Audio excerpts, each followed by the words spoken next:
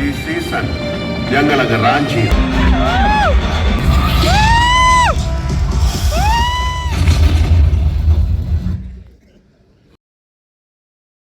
Hello guys, അപ്പോൾ എൻ്റെ video ആദ്യമായിട്ട് കാണുന്ന ആൾക്കാരാണെങ്കിൽ മാക്സിമം സബ്സ്ക്രൈബ് ചെയ്തിട്ട് വീഡിയോ കാണുക. തൊട്ടടുത്തുള്ള ബെല്ലൈക്കണോട് പ്രസ് ചെയ്താൽ ഞാൻ അപ്ലോഡ് ചെയ്യുന്ന വീഡിയോസൊക്കെ നോട്ടിഫിക്കേഷൻ കിട്ടുന്നതായിരിക്കും.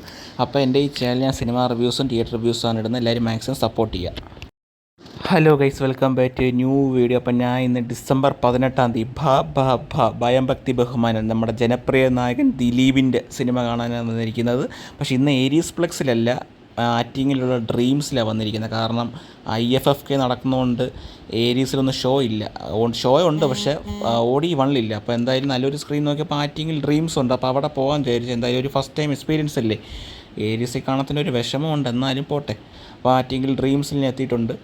അപ്പോൾ എന്താ പറയുക, നമുക്ക് ഈ സിനിമയെ പറ്റി പറയാനാണെങ്കിൽ മെയിൻലി നമ്മുടെ ജനപ്രിയ നായകൻ ദിലീപാണല്ലോ ഇന്നത്തെ സിനിമയിൽ അഭിനയിച്ചിട്ടുള്ളത്. അപ്പോൾ ദിലീപ് അല്ലാതെ നമുക്കിനകത്തെന്ന് പറയുമ്പോൾ മെയിൻലി നമ്മുടെ ലാലേട്ടൻ, മോഹൻലാൽ അതിനകത്ത് മെയിൻലി ഗസ്റ്റ് റോളായിട്ട് വരുന്നുണ്ട്. അപ്പോൾ അറിയാമല്ലോ ഇന്നത്തെ ഫസ്റ്റ് സിനിമയുടെ ഈ കഥ പറഞ്ഞപ്പോൾ തന്നെ എല്ലാവരും ഈ ഇന്നത്തെ ക്രൂ മെമ്പേഴ്സ് എല്ലാം പറഞ്ഞിട്ടുണ്ടായിരുന്നു ലാലേട്ടനകത്തുണ്ട്. അപ്പോൾ നമ്മൾ കൂടുതൽ ഇതിനകത്ത് പറയണ്ട, എന്തായാലും മോഹൻലാൽ ഇതിനകത്തുണ്ട്, അത് കൺഫേംഡാണ്. ട്രെയിലറിൽ പോലും കൺഫേംഡാണ്. എനിക്ക് ആദ്യം ഇതിൻ്റെ ടീസർ ഇറങ്ങിയപ്പോൾ അത്ര ഇതല്ലായിരുന്നു, പക്ഷേ ട്രെയിലർ ഇറങ്ങിയപ്പോൾ നല്ല രീതി ഹൈപ്പ്, എനിക്ക് നല്ല രീതി ഇഷ്ടപ്പെട്ടു ട്രെയിലർ. അപ്പോൾ എന്തായാലും FDFs കാണാൻ തന്നെ വന്നിരിക്കുകയാണ്. പക്ഷേ FDFs അല്ല, ഫസ്റ്റ് ഷോ കണ്ടുള്ള ഫസ്റ്റ് ഷോ, FDFs അല്ല ഫസ്റ്റ് ഷോ. അപ്പോൾ ഈ സിനിമയെ ബാക്കി കാര്യങ്ങളൊക്കെ പറയാനാണെങ്കിൽ ഇതിൻ്റെ തിരക്കഥയൊക്കെ നൂറിൻ ഷെറീഫും നമ്മുടെ ഫാഹിം സഫറാണ് ഇതിനകത്ത് തിരക്കഥ വന്നിരിക്കുന്നത്. ഇവർ രണ്ടുപേരും ഭാര്യയും ഭർത്താവുമാണ്. അവർ രണ്ടുപേരും കൂടെയാണ് സ്ക്രിപ്റ്റ് എഴുതിയിരിക്കുന്നത്. അതുപോലെ ഇതിനകത്ത് ഡയറക്ഷൻ വന്നിരിക്കുന്നത് ധനഞ്ജയ് ശങ്കർ. അത് നമ്മുടെ വിനീത് ശ്രീനിവാസൻ്റെ അസിസ്റ്റൻ്റാണെന്ന് തോന്നുന്നു. നമ്മുടെ വിനീത് ശ്രീനിവാസൻ്റെ വർഷങ്ങൾക്ക് ശേഷം സിനിമയിൽ ഈ ധനഞ്ജയ് ശങ്കറിനെ കണ്ടിട്ടുണ്ട്. അപ്പോൾ എനിക്ക് തോന്നുന്നു വിനീതിൻ്റെ അസിസ്റ്റൻ്റായിട്ടാണ് തോന്നുന്നത്. അപ്പോൾ എന്തായാലും ധനഞ്ജയ് ശങ്കറിൻ്റെ ഫസ്റ്റ് മൂവിയാണ് ബബ്ബ.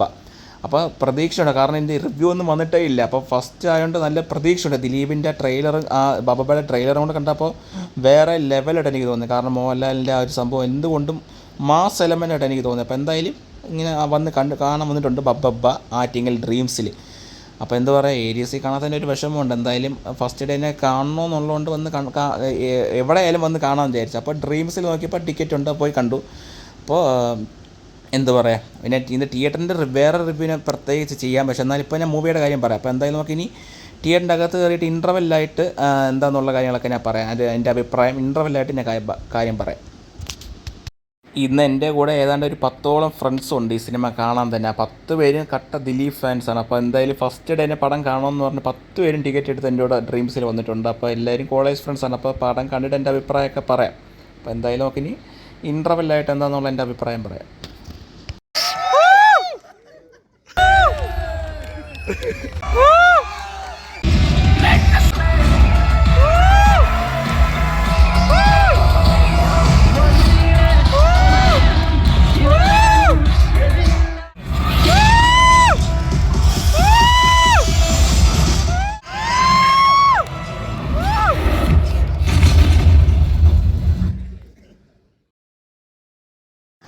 അങ്ങനെ കഴിച്ച പടം ഫസ്റ്റ് ഹാഫ് കണ്ട് കഴിഞ്ഞിരിക്കുന്നത് എന്തോ പറയുക, ഗംഭീര സിനിമ എന്ന് പറയാം. എനിക്ക് എന്തായാലും ഫസ്റ്റ് ഹാഫ് നല്ല രീതിയിൽ ഇഷ്ടപ്പെട്ടു. ദിലീപിൻ്റെ അഴിഞ്ഞാട്ടം എന്ന് തന്നെ പറയാം ഈ ഫസ്റ്റ് ഹാഫ് എന്ന് പറഞ്ഞാൽ.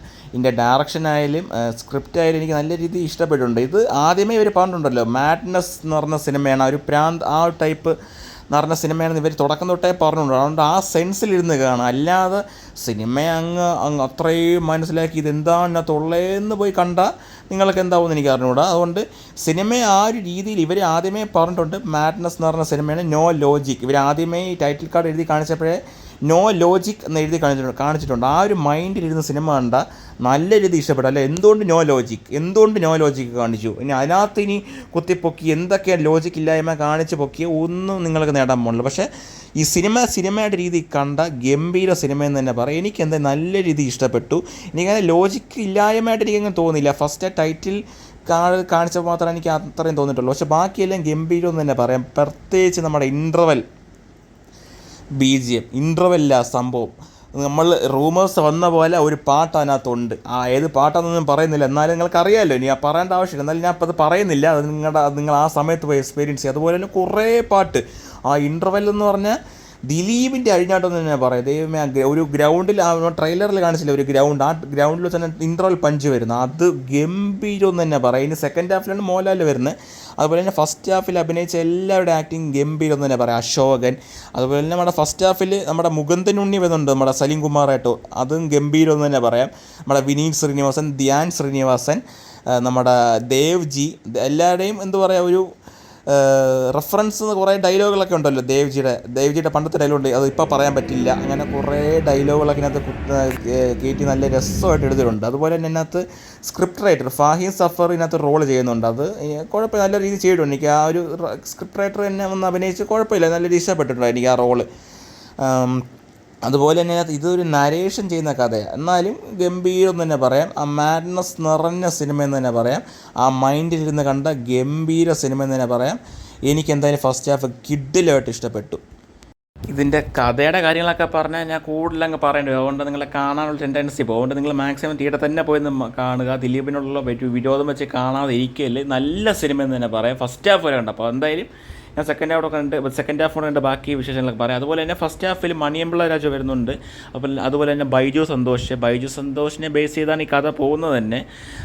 അതൊരു ഇതിനകത്ത് മെയിൻലി പൊളിറ്റിക്സ് അങ്ങനെ സംഭവങ്ങളൊക്കെ ഉണ്ട്. പക്ഷെ എന്നാലും ഒരു മാഡ്നസ് രീതിയിൽ ആ ഒരു മൈൻഡ് സെറ്റിൽ ഇരുന്ന് കണ്ട, ഒരു കൂൾ മൈൻഡ് സെറ്റിൽ ഇരുന്ന് കണ്ട പടം ഗംഭീരമായിട്ട് ഫസ്റ്റ് ഹാഫ് ഇഷ്ടപ്പെടും. എനിക്ക് ഫസ്റ്റ് ഹാഫ് കണ്ടപ്പോൾ ദിലീപിൻ്റെ അഴിഞ്ഞാട്ടമായിട്ട് തോന്നി. ദിലീപിൻ്റെ നല്ല രീതിയിൽ അഴിഞ്ഞായിട്ടുണ്ട്. ദിലീപ് ഇങ്ങനെ റോള് ചെയ്തിട്ടില്ല. ഇതിനു മുമ്പ് പ്രിൻസിൽ പോലും എനിക്ക് തോന്നുന്നു ഇങ്ങനെ അഭിനയിച്ചിട്ടില്ല. പ്രിൻസ് അങ്ങനെ സിനിമയാണ്, അത് യു സർട്ടിഫിക്കറ്റ് കിട്ടിയ ഒരു സിനിമയാണ്, ഇത് UA ആണ്. അപ്പോൾ അങ്ങനെ ഒരു മൈൻഡ് സെറ്റിൽ എടുത്താൽ മതിയല്ലോ. എനിക്ക് ഇതിനു മുമ്പ് ഇതിലും ഹൈപ്പിൽ വന്ന സിനിമ ബാന്ദ്രയാണെന്ന് തോന്നുന്നു. ബാന്ദ്ര, കമ്മാര സംഭവമൊക്കെയാണ് ഇതിലും കൂടുതൽ മുമ്പ് ഹൈപ്പിൽ വന്ന സിനിമ. പക്ഷേ ആ രണ്ട് സിനിമയും ബോക്സ് ഓഫീസിൽ പരാജയപ്പെട്ടു, ബോക്സ് ഓഫീസിൽ. പക്ഷേ എന്നാൽ ഈ രണ്ട് സിനിമയും എനിക്ക് നല്ല രീതിയിൽ ഇഷ്ടപ്പെട്ട ഒരു സിനിമയായിരുന്നു. ഈ രണ്ട് സിനിമയും ഞാൻ തിയേറ്ററിൽ തന്നെ വന്നിരുന്ന് കണ്ട സിനിമയായിരുന്നു, ബാന്ദ്രയും നമ്മുടെ കമ്മാര സംഭവം. അത് രണ്ട് സിനിമ നല്ല രീതിയിൽ ഇഷ്ടപ്പെട്ടു. പക്ഷേ അന്ന് അത് ബോക്സ് ഓഫീസിൽ പരാജയപ്പെട്ടു. അത് വീട് നോക്കാം, കഴിഞ്ഞത് കഴിഞ്ഞു. പക്ഷേ എന്തായാലും ഇത് നിങ്ങൾ മാക്സിമം തിയേറ്ററിൽ തന്നെ വന്നിരുന്ന് കാണുക.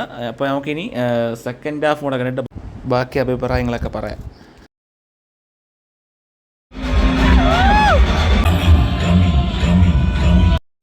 അങ്ങനെ കേസ് പടം സെക്കൻഡ് ഹാഫ് കൂടെ കണ്ട് കഴിഞ്ഞിരിക്കുകയാണെന്ന് പറയാം. ഫസ്റ്റ് ഹാഫ് ദിലീപ് തൂക്കിയെങ്കിൽ സെക്കൻഡ് ഹാഫ് മോഹൻലാലും ദിലീപും കൂടെ അഴിഞ്ഞാടിയെന്ന് വേണമെങ്കിൽ പറയാം. രണ്ട് പേരും കൂടെ ആ ഡാൻസൊക്കെ സംഭവം എന്ന് പറഞ്ഞാൽ വേറെ വൈബായിരുന്നു. സത്യം പറഞ്ഞാൽ ഈ പാട്ട് ഇറങ്ങിയപ്പോൾ യൂട്യൂബിൽ കയറിയപ്പോൾ എനിക്ക് ഒട്ടും ഇഷ്ടപ്പെട്ടില്ല. അയ്യോ ലിറിക്സൊക്കെ പോയെന്ന് തന്നെ വിചാരിച്ചു. പക്ഷേ ഈ സിനിമ കണ്ട് ആ രീതിയിൽ ഇരുന്ന് കാണുമ്പോൾ ഈ പാട്ട് നല്ല രീതിയിൽ ഇഷ്ടപ്പെടും. ആ പ്ലേസ്മെൻ്റ് എല്ലാം കൊള്ളാം, എന്തുകൊണ്ടും കൊള്ളാം. അതിപ്പോൾ ഗോപി സുന്ദറിൻ്റെ BGM ആണ്. ഗോപി സുന്ദറിൻ്റെ BGM ചെയ്തിരിക്കുന്നത്.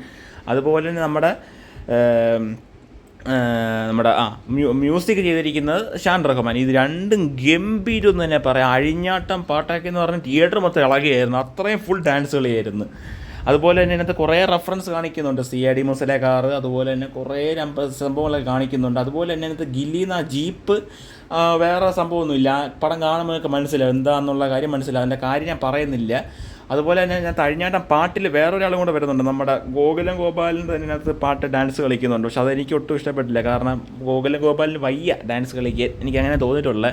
പക്ഷേ പ്രൊഡ്യൂസർ ആയതുകൊണ്ട് വന്ന് ഡാൻസ് കളിച്ചതായിരിക്കും. പക്ഷെ എന്നാലും എനിക്കത് ഒട്ടും ഇങ്ങോട്ട് വർക്കൗട്ടായില്ല. പക്ഷെ ബാക്കി ദിലീപിൻ്റെയും മോഹൻലാലിൻ്റെയും ഡാൻസ് ഗംഭീരം എന്ന് തന്നെ പറയാം. ഉദയമേ ആ പടത്തിനോട് യോജിക്കുന്നുണ്ട്. എനിക്ക് എന്തായാലും നല്ല രീതിയിൽ ഇഷ്ടപ്പെട്ടു. എനിക്ക് എന്തായാലും ഇഷ്ടപ്പെട്ടു. ബാക്കി എൻ്റെ കൂടെ വന്ന എല്ലാവർക്കും നല്ല രീതിയിൽ ഇഷ്ടപ്പെട്ടു. അടിച്ച് പൊളിച്ചെന്ന് തന്നെ പറയാം. അതുപോലെ തന്നെ ഈ സിനിമയ്ക്ക് വേണ്ടി പ്രവർത്തിച്ച ബാക്കിയുള്ള എല്ലാ ടെക്നീഷ്യന്മാർക്കും നല്ല രീതിയിൽ അവർ പണിയെടുത്തിട്ടുണ്ട്. നല്ല രീതിയിൽ അവർ മാക്സിമം രീതിയിൽ അവർ യൂട്ടിലൈസ് ചെയ്തിട്ടുണ്ട് ഈ സിനിമ. അതുപോലെ തന്നെ അത് എഡിറ്റർ രാജൻ എബ്രഹാം നല്ല രീതിയിൽ സിനിമ എഡിറ്റ് ചെയ്ത് വെച്ചിട്ടുണ്ട്. ചില സ്ഥലത്തൊക്കെ ചെയ്തിട്ട് തോന്നും. പക്ഷെ എന്നാലും സംഭവം വേറെ ലെവൽ എന്ന് തന്നെ പറയാം. ഒരു മാഡ്നസ് ഫിലിം, പക്ക ദിലീപ് ആൻഡ് മോഹൻലാൽ എൻ്റർടൈനർ എന്ന് തന്നെ പറയാം. അതുപോലെ തന്നെ ക്ലൈമാക്സിൽ ഒരാൾ വരുന്നുണ്ട്, അതാരാന്നൊന്നും പറയത്തില്ല, അത് നിങ്ങൾ സിനിമ കണ്ടിട്ട് തന്നെ പറയാം. ക്ലൈമാക്സിൽ ഒരു ക്യാമിയോ വരുന്നുണ്ട്, ആരാന്ന് ഇതുവരെ പുറത്ത് വിട്ടിട്ടില്ല എന്ന് എൻ്റെ ഒരു തോന്നൽ. എനിക്ക് റൂമേഴ്സ് ഇതുവരെ ഞാൻ കേട്ടിട്ടില്ല. പക്ഷേ ഞാൻ ആ സിനിമ കണ്ടപ്പോൾ ഞാൻ വിചാരിച്ചു അയ്യോ ഇതേ വരുന്നു. അത് ക്ലൈമാക്സിൽ ഒരാൾ വരുന്നുണ്ട്. അത് നിങ്ങൾ പടം കണ്ടിട്ട് തന്നെ വിചാരിക്കുക. എനിക്ക് എന്തായാലും പടം മൊത്തത്തിൽ പറഞ്ഞാൽ ഫുൾ ഓൺ പടം തന്നെ പറയാം. എനിക്ക് 10 ഒരു 9 കൊടുക്കുക. 10 കൊടുക്കാനുള്ള വകുപ്പ് എനിക്ക് തോന്നുന്നു. എനിക്ക് നല്ല രീതിയിൽ ഇഷ്ടപ്പെട്ടു.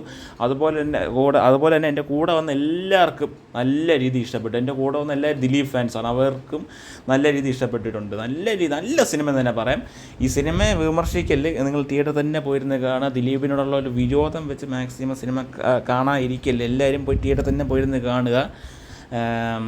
ഞാൻ ബാക്കിയുള്ള കാര്യങ്ങളൊന്നും പറയുന്നില്ല ദിലീപിൻ്റെ. എന്നാലും മാക്സിമം ഈ സിനിമ തിയേറ്ററിൽ തന്നെ പോയിരുന്ന് കാണാൻ. ഞാൻ ഒരു ദിലീപ് ഫാൻ ആയതുകൊണ്ട് എനിക്ക് നല്ല രീതിയിൽ ഇഷ്ടപ്പെട്ടു.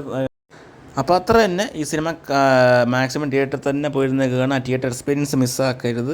വേറെ ഒന്നുമില്ല. അപ്പോൾ എൻ്റെ അടുത്ത വീഡിയോസിൽ ഞാൻ വരുന്ന റിവ്യൂസൊക്കെ ഇടാം. അപ്പോൾ ഇന്ന് ഞാൻ പോയ തിയേറ്ററിൻ്റെ റിവ്യൂ ഡ്രീംസിൻ്റെ ഞാൻ അത് വേറൊരു വീഡിയോ ആയിട്ട് ഇടാം. അപ്പോൾ എന്തായാലും ഈ സിനിമ അടിപൊളി സിനിമ, അത്ര ഞാൻ വേറെ ഒന്നും പറയില്ല. നിങ്ങളെല്ലാം തിയേറ്ററിൽ തന്നെ പോയിരുന്ന് കാണുക.